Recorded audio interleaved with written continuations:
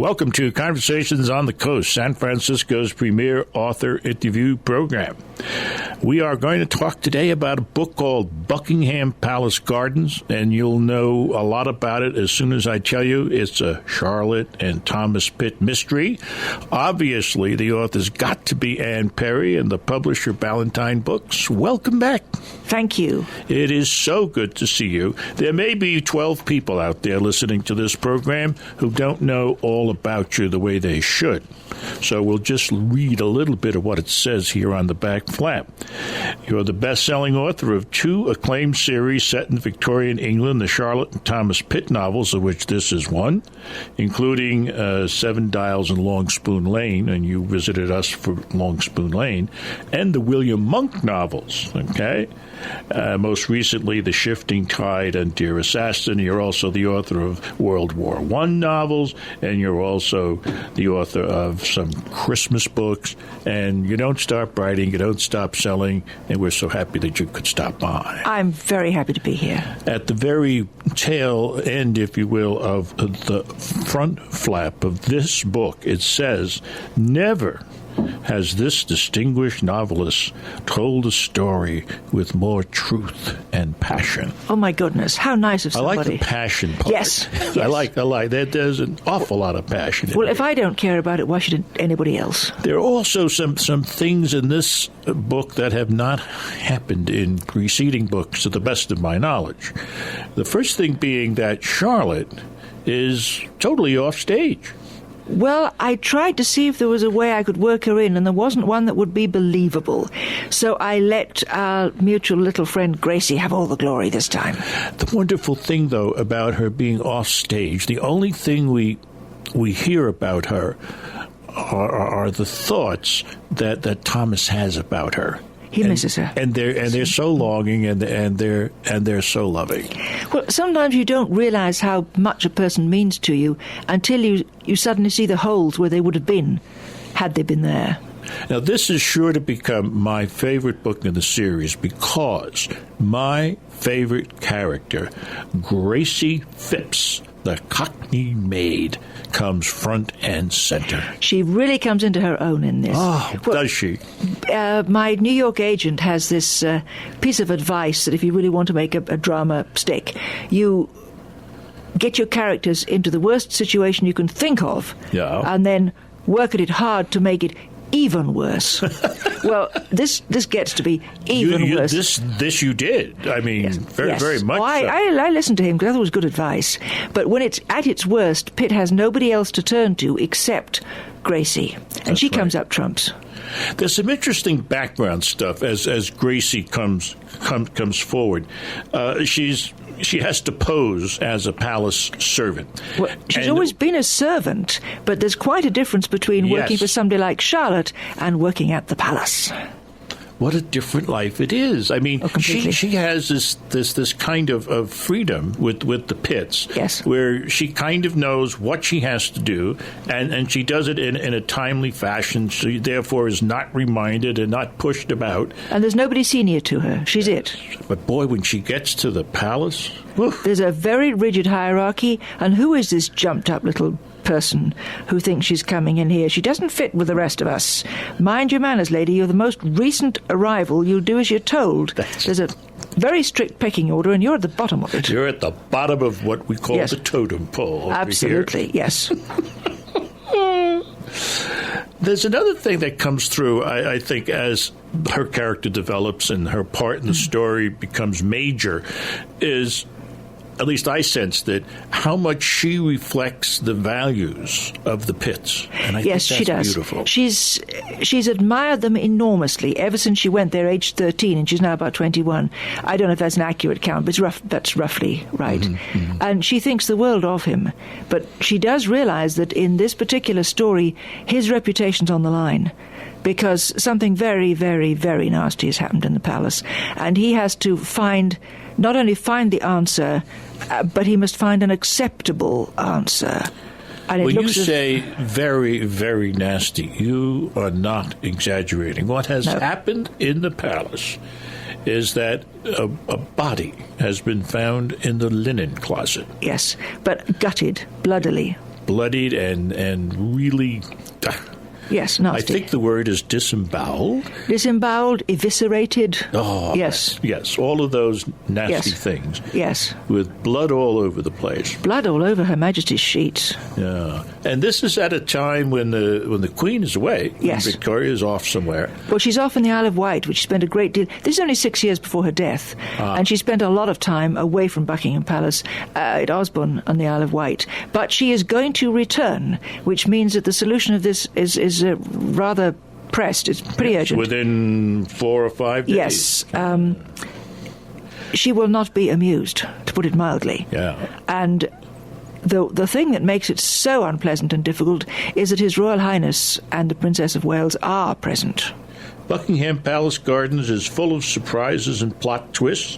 One of the surprises, I think, is the portrayal of women. More about this when we return. You're listening to Conversations on the Coast with Jim Foster. Follow us on Twitter at Jim Foster COC or send an email to jimfostercoc@gmail.com. Buckingham Palace Gardens, a Charlotte and Thomas Pitt mystery. That's what we're talking about. Obviously, therefore, we're talking about Anne Perry. And one of the things I like to do when we come back to a second segment is read from a review, but I ain't got no reviews. However, in my head, I have memory of a New York Times book review, which ran some time ago. A couple of weeks, anyway. Yeah, and the point of that review that I remember, because I agree with it so much, is that in these books, you capture not just the essence, but the nuances of Victorian England. Thank you.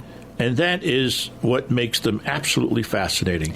Well, I try very hard not just to get the physical things right, but the beliefs, the emotions, the values, the expectations, the things that hurt and the things that please at that particular time. So we haven't just got a story, a present-day story in costume. We've got a story of human feelings and emotions of any time. And I think that's why, in my opinion, in this book, you have women characters driving the story at several levels. Set in a time when the stereotypical view of it is that men have all the power, men have, everything to do, and the women kind of sit on their hands and make quiet noises. But this book is just the opposite. Well, Gracie, of course, does quite a lot. Yeah, beginning with her. Yes, but the four wives all have quite strong emotional storms, even, particularly Elsa. And... Well, one of the things with the four wives, you have a couple of 3 scenes at least where, they have a meal, the men go off to do cigars and brandy, yes, and the women are, quote, left alone, and they start to talk.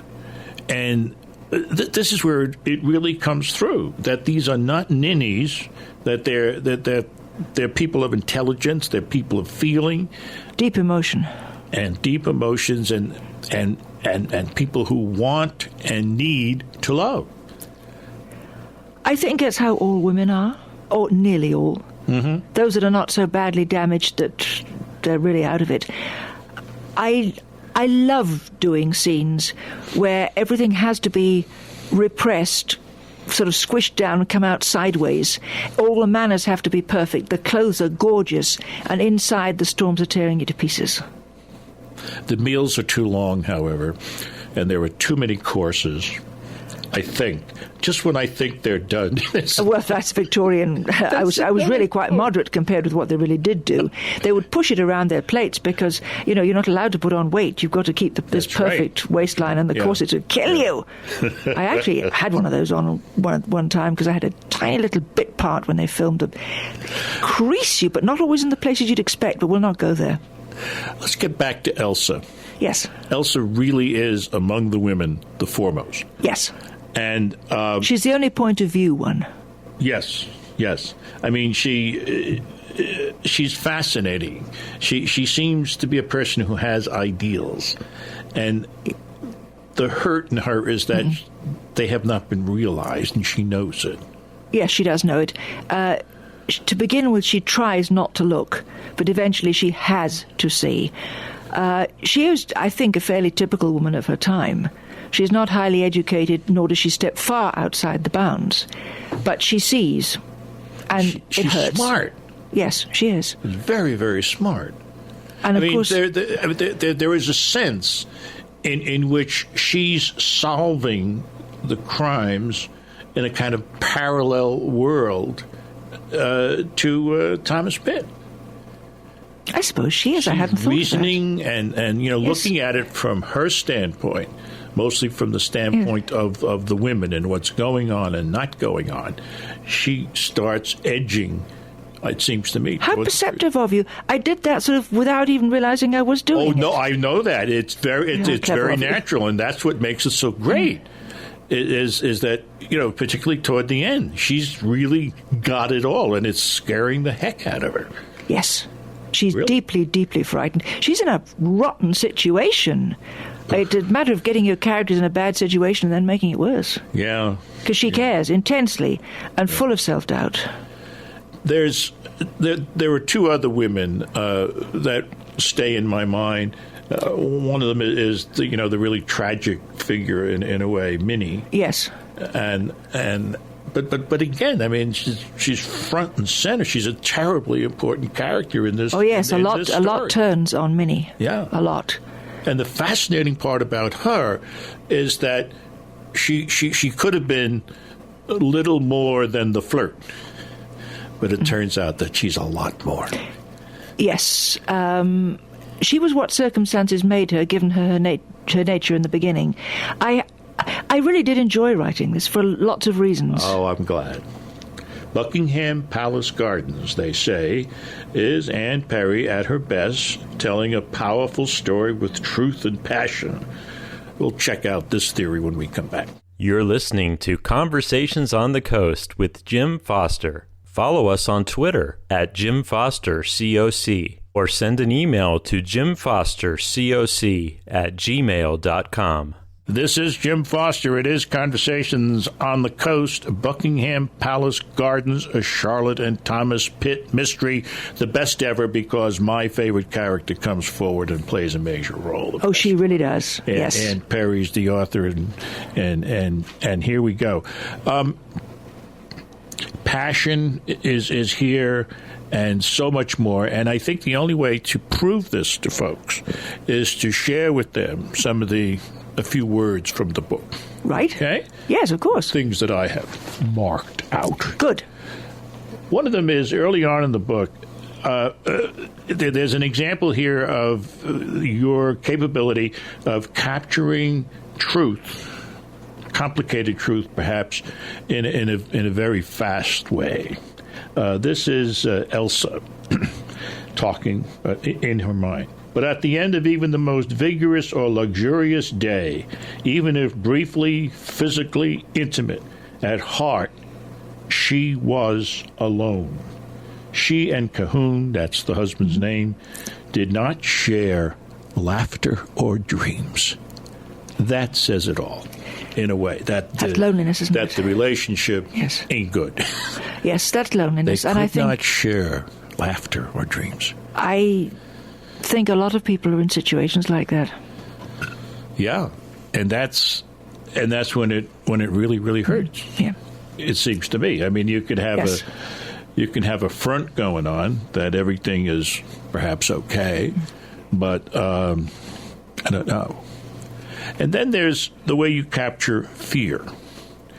Elsa looked at Julius and saw the pity in his face. For an instant, it was the most beautiful thing she knew. He was utterly different from Cahoon. Cahoon had no patience with the weak.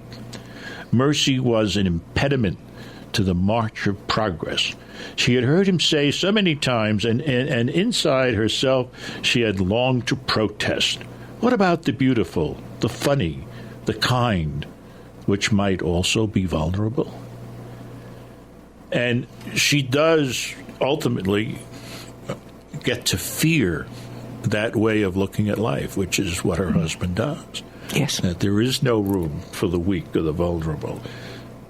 And surely it's the vulnerable that we all love. Yeah, we have to. We have to. It's a mark of humanity. To love. I don't know where it comes from. I looked up and I can't remember. I used to think it was biblical, but it's not. To temper the wind to the shorn lamb. You're reluctant to say of any of your characters that they are evil, but this fellow kind of approaches it. Yes, he does. He has slowly lost the best in his humanity. Yeah.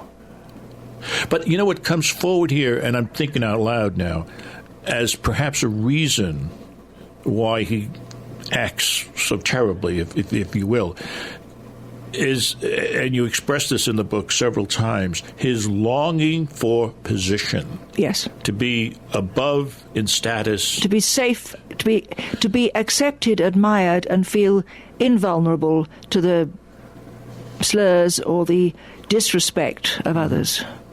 It's a sad thing, but we do tend to value ourselves as others value us. And that's not right. We should value ourselves by looking inside and being what we want to be. But that's a long journey to get that far.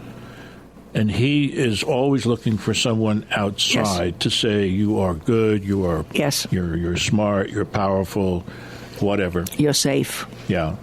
And the other thing that you captured time and time again in this book is anger. Oh. Here's this fellow talking to and about Pitt. You incompetent fool. That's the future King of England you were talking to, as if you were some self-righteous maiden aunt. Who the hell do you think you are to patronize him with your working-class prudery? Do you have any idea what a fool you make of yourself? And your manners belong in the gutter, where presumably most of your trade is. And Pitt says, yes, it is. And he adds, but I find gutters run in the most unexpected places. His eyes did not leave Dunkhouse. Yes, that's our hero. The man of principle, the man of ideals, and, you know, but he does face disillusion with some dignity. Yeah. That was another thing they said in the that review in the New York Times. She finished up with how he clung to his own values in spite of disillusion. Correct. Yes.